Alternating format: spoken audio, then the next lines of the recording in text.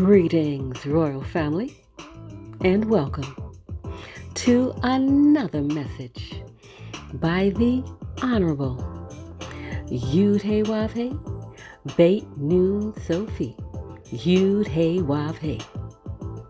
Now, royal family, this message was taught many years ago by the Honorable Yahweh and is being presented to you today by Yahweh's royal priesthood. Remember to like, share, and subscribe to our channel. Visit us at Yahweh's royal priesthood, www.yahweh144000.com. And also, royal family, join us at the University of Yahweh, where classes are designed for the Godhead. Visit us at www.universityofyahweh.org. Also, royal family, listen to our weekly podcasts by the University of Yahweh, found on most podcast platforms. We look forward to you being there as well. Enjoy, royal family.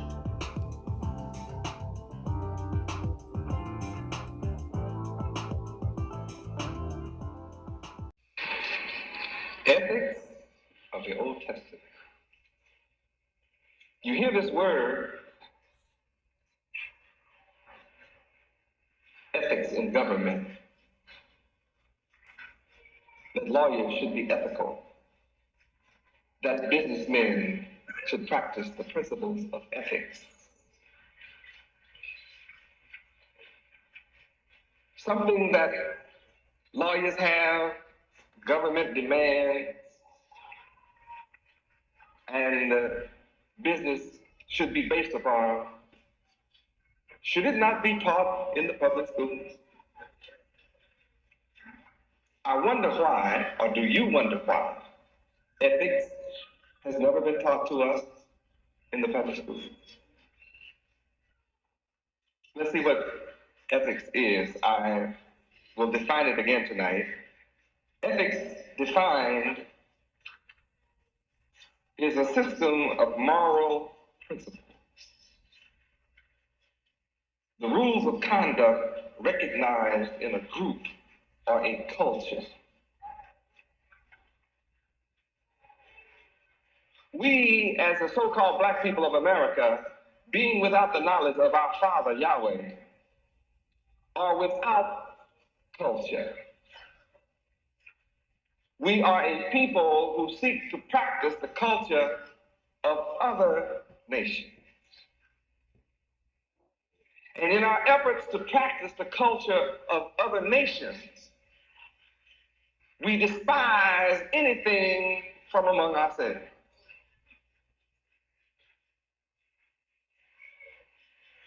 Being a people in America come from slavery, our culture was deliberately destroyed. For what reason? So that we would become subservient and willing servants to the slave master. The results are our people complain all across America about their condition. That we live in the ghetto, we live in poverty, misery, suffering, want, need. We complain about how someone else forces us to live, and yet we say we're free. But my people in America are so blind, deaf, dumb, ignorant, and dead to the knowledge of their Creator Yahweh that they don't recognize rules of conduct that will enhance your position toward rulership. Ethics is the branch of philosophy dealing with value. You got to know what value is, know what's valuable. Children are valuable. Children are your wealth.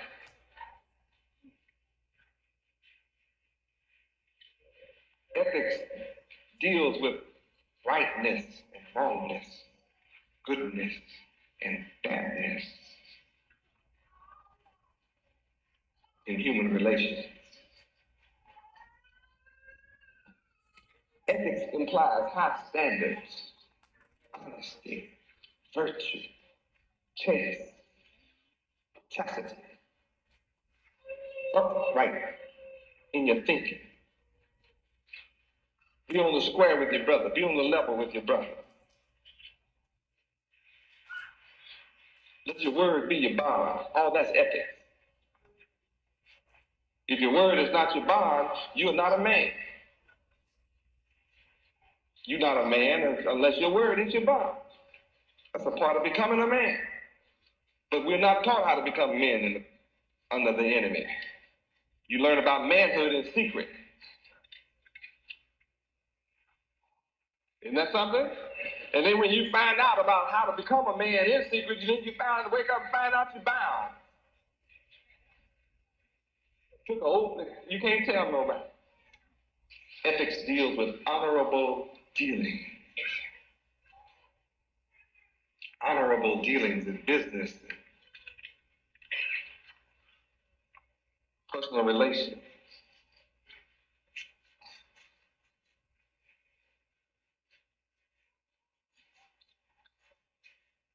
Ethics is found in the roots of your and my culture, historically given to us by our Father Yahweh.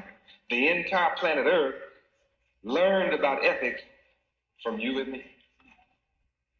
We are the original teachers of all the wisdom, knowledge, and understanding that exists. We are responsible for culture. You are the original teachers of the earth. Well, what happened to you? You turned your back on your God. 1 Kings, chapter 9.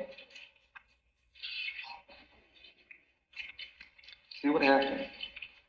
The answer to all problems right here in the book.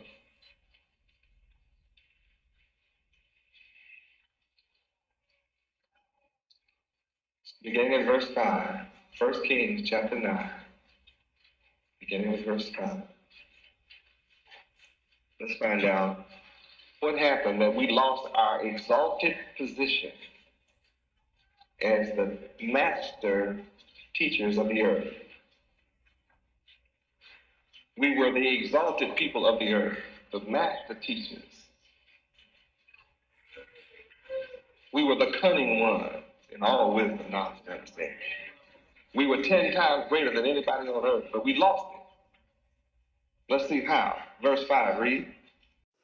Then I will establish the throne of thy kingdom upon Israel forever, as I promised to David thy father, saying, there shall not fail thee a man upon the throne of Israel. Here, Israel is supposed to rule forever.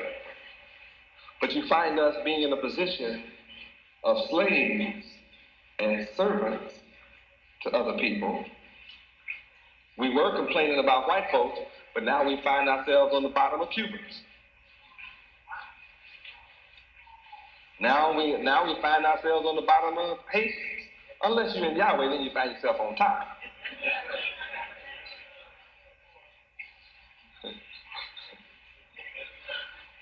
We lost something. Evidently, I have the power to restore that something that was lost.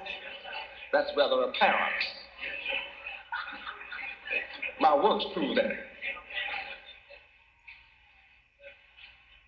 But yet, we are supposed to be ruling forever.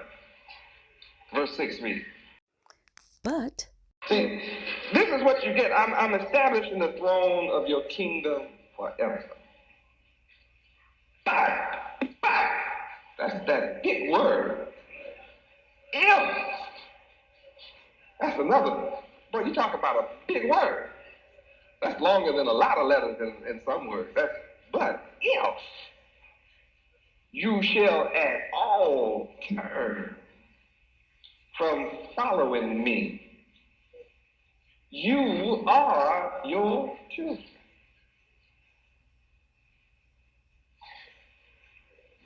I'm not going to turn from you. But if you turn, if you don't turn and your children keep our agreement, I'll continue my blessing through your children forever. But if you are your children, ever turn from following me,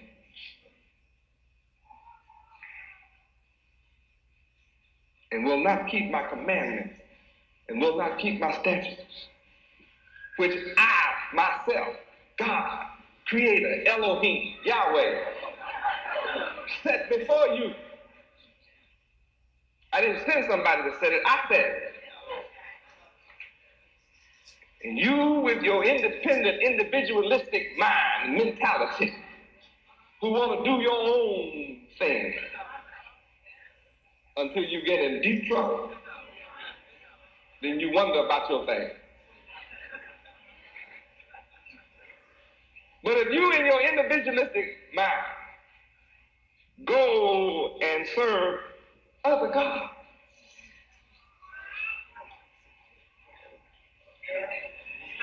see, this don't look like you. This is a God, but see, he don't look like you. He's not the God, he's just a God. God's many, you know. Even you gods don't have no sense yourself.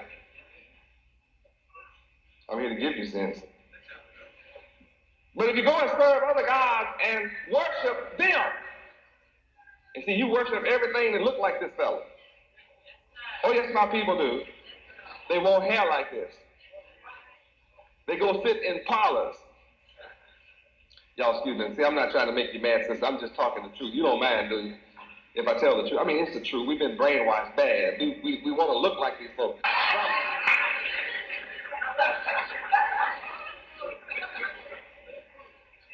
See, they worshiping other gods. Got millions and still hate self.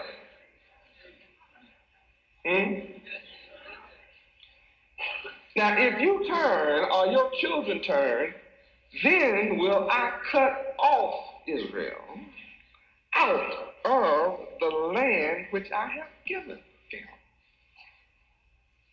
And you have to admit, you were brought into slavery. Brought into slavery means you were cut off from your own land. Now, you just know that's true. If you can't accept that reality, praise Yahweh, you need a lot of prayer. I'm not going to promise you that I'll pray for you either. If you that crazy. Not to understand that when you are brought in chains from your own land to another land, you have been cut off from what was yours. That's a physical cutoff. When we were first brought here, it was just a physical cutoff, because we still remembered where we came from. But in these last 433 years, if I ask you, where in Africa did you come from? You cannot answer me unless you know me. See, I'm the only one who can give you the answer. Otherwise, you don't know. Because you're not an African. I wrote the book, You're Not a Nigger, and neither are you an African. And you're not a Bahamian, and you're not a Cuban, and you're not a Haitian, and you're not a Jamaican, you're not none of that. If you are white, you still got white folks' names.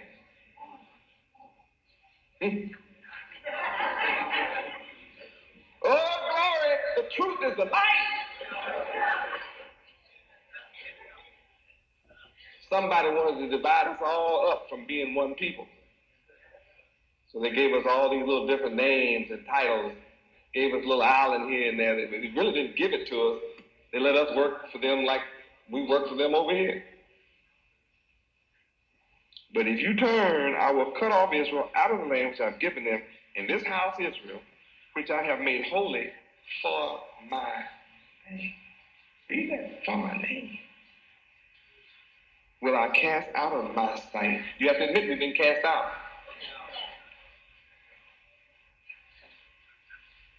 And Israel will be a proverb and a byword among how many? What does proverb and byword mean? Nickname. Look those words up, you find it means a nickname. What's a nickname? A name other than your true name. Like nigger, color, coon, jig, spliff, shine, Jim, Jack, Jerry, boy, uncle, nigger, colored, black. Proverbs and bywords, just like the book says. Verse 9. And they shall answer, because they forsook the Lord their God, Yahweh, who brought forth their fathers out of the land of Egypt, and have taken hold upon other gods, and have worshipped them, and served them. Therefore hath the Lord Yahweh brought upon them all this evil. I was going to answer the question in verse 8. The nations were hissing, laughing, and making fun of us being on the bottom here in America. And they asked, the children asked, why are black people treated like this? Why are they so mistreated and on the bottom and catching hell? So they would turn around and answer their children and say, because they turned their back on their own God, Yahweh. That's why you're catching hell. You want to stop catching hell? What do? Return to your God. When you return to me, I'll return to you. Historically, after Egypt, we were cattle breeders. We were semi-nomadic, kind of moved around a little bit. We weren't nomads, just semi. You needed somewhere to feed your cattle, so you had to move them around. Now, the main trend of Israelite tradition is derived from cattle breeding. That is symbolic for today.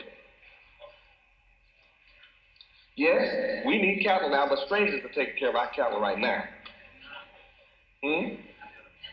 Isaiah what? 64? 61, 4 and 5. And this is what I'm doing in America. Isaiah 61, verse 4 and 5. This is what I'm doing. Let's read verse 5 first. That answers my question. Verse 5, read. And strangers shall stand and feed your flocks, and the sons of the alien shall be your plowmen and your vine dressers. See, people that don't look like you are feeding you. You don't feed yourself. You don't seek to feed yourself. You either look for a job, if you can't find a job, you seek welfare. You don't seek to grow watermelons and cucumbers and leeks. Yeah, you just want to sit around under trees on the corner as a people.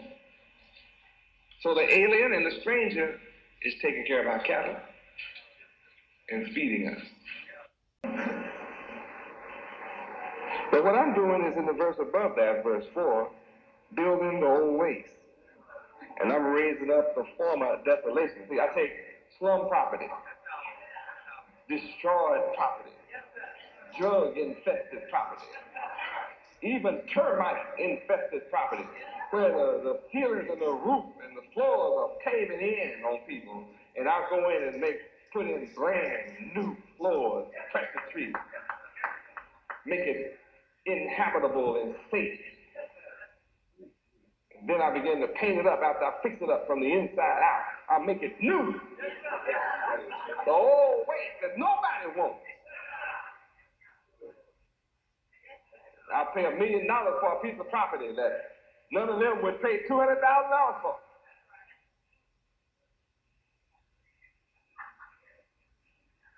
But when I finish with it, it's worth several million.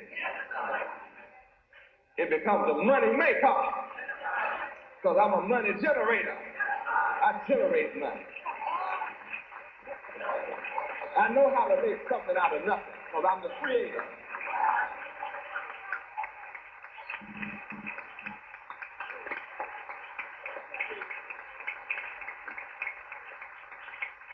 Praise God.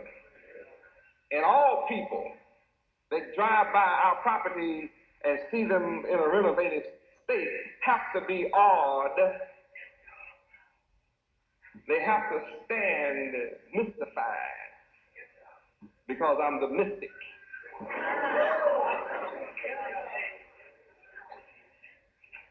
And they see us working like ants in perfect unity and harmony. We work as one day and night till we get the job done. And everybody has to drive by, walk by, stand, look in amazement at the miracle that is taking place. You mean this is the dead so-called blacks of America accomplishing these realities? Something has happened to them. Right. Yahweh is happening to them. Yahweh. The Spirit of Yahweh is entering my people, making us a new people. Our old mind is being renewed. We've been renewed in the spirit of our mind. We no longer let our old creature. We become a new creature in Yahweh. Now get rid of that old heart of stone and give you a heart of flesh. Healing for each other. We do what they say is impossible to do. Unity. Yes, we work in unity. What's our motto?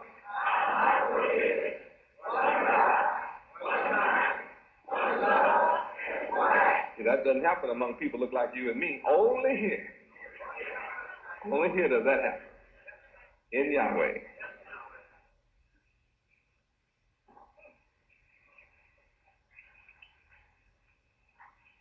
Taking care of cattle was one of our traditions. And if you look up cattle breeding, that tells you what it is. That's industry.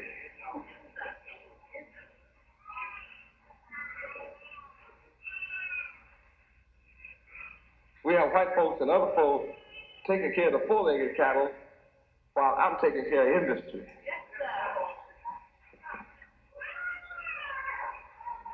So we built a system of ethics around cattle breeding.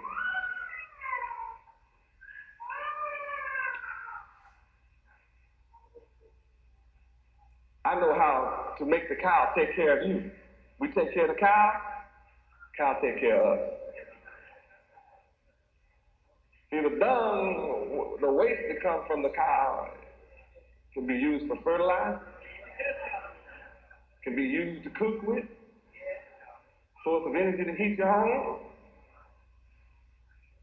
get gas from it, pure gas in it, that will not pollute the earth or the air, and you can run your automobile and drive the cactus with the dung from the animal. But when you're dead, you stink like that stuff stinks. You don't know what to do with it. See, I know because I created all of it. I know I create the perfect cycle. I made it biodegradable. And I know how to break it down. In a state of decomposition, I capture the resulting energy for the good of my creatures and my children. You wait till I take over the earth, I'll show you how to clean it up. What I'm here to do, clean it up. Take care of the cow. Don't kill the cow, milk the cow. It's butter and cheese, cream cheese, buttermilk, cream. And all you to get hungry, I tell it to you. I'm not going to kill my money maker. The cow makes money. Don't eat the cow. Eat the stuff come from the cow. That's industry. Then when the cow gets ready to die, I milk him till he dies and make the cow have a baby every 9 months. Because, see, that's mathematics. That's why I wrote this book.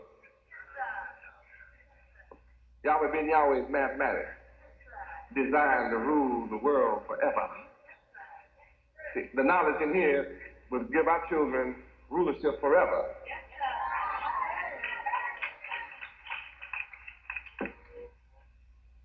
I wrote it. I produced it.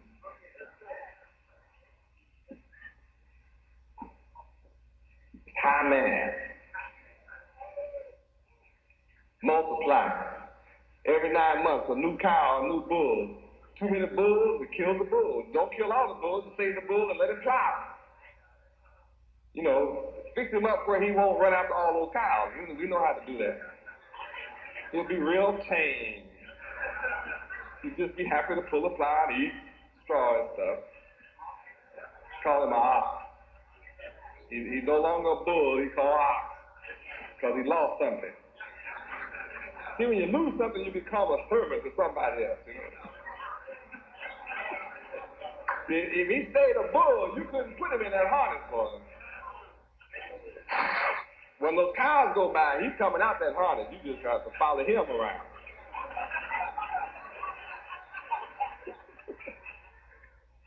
See, we lost our manhood.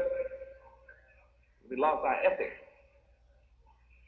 Then when the cow died, we sell him to the stranger. He died from TB or anything. You cut him up right then. Cut the cancer off and sell it to all those little aliens. The stranger, that's what the word says. But I won't sell him the leather. I cut the skin off so I can make shoes, pocketbooks. You sisters like pocketbooks and leather shoes, don't you? Yeah, see, I'll make all that for you sisters. All my sisters. Shoes and pocketbooks, purses, leather stuff that you love. See, that's industry, isn't it? Why are we taught that? My children can tell you all about that. They're masters of what I'm talking about right now. They are masters of what I'm telling you. They can take this knowledge on. They can roll it on to you for hours when I just think. What's wrong with my people? Why did they leave the farm and move into the city, in the ghetto? When you were on the farm, you could go out and plant one seed and get 10 watermelons from it. Have a cow, a goat. I won't say pig anymore because that's forbidden by Yahweh. But you can have one of each kind of animal and feed your family all year. Be independent. And then when spring comes, you can plant enough beans and corn and rice and everything else you need just in a matter of hours that'll take care of you through the winter because you can all that stuff. But see, you lost something. When you lost the knowledge of your God, Yahweh, you lost the knowledge of yourself, and you lost your culture. You lost your tradition. You lost your ethics. When you turned your back on Yahweh to come and serve other gods, you became unethical like the people around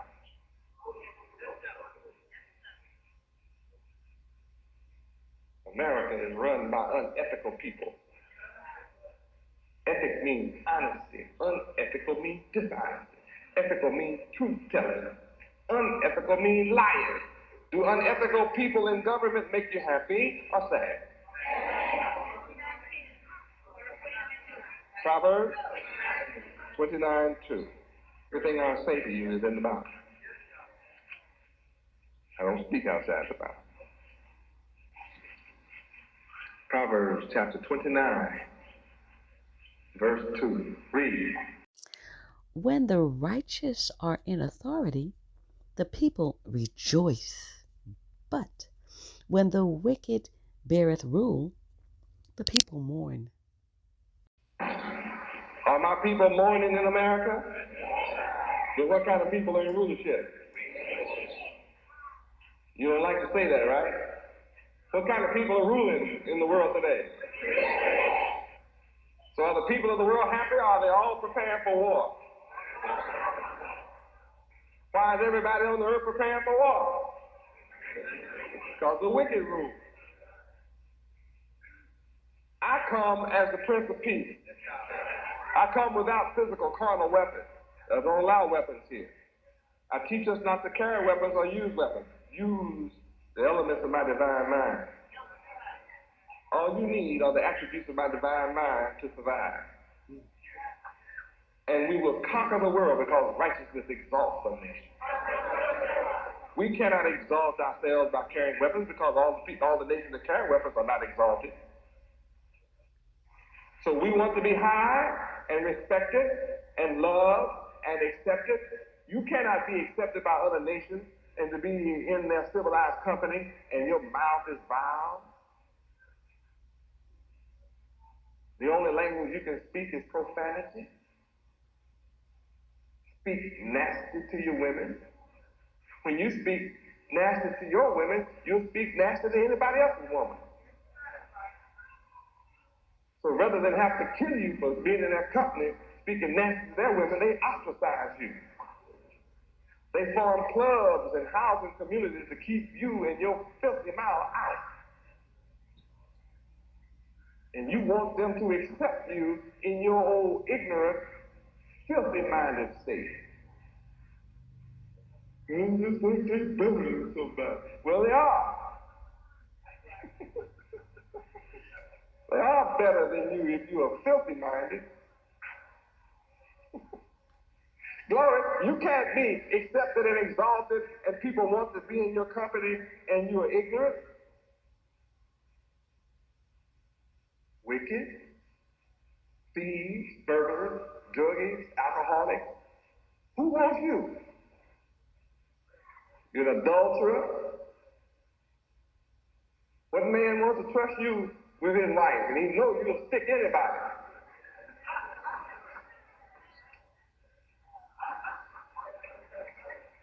Man, no, you can't run around with mine. Wicked, who wants you? Nobody with sense. I'm the only one that wanted you. Though you are unethical and have turned from me, nevertheless I come to you and offer my hand in friendship and say, if you come to me, I'll come to you. You return to me, I'll return to you. You come to me and I'll lift you up. And when you come, I'll prove it.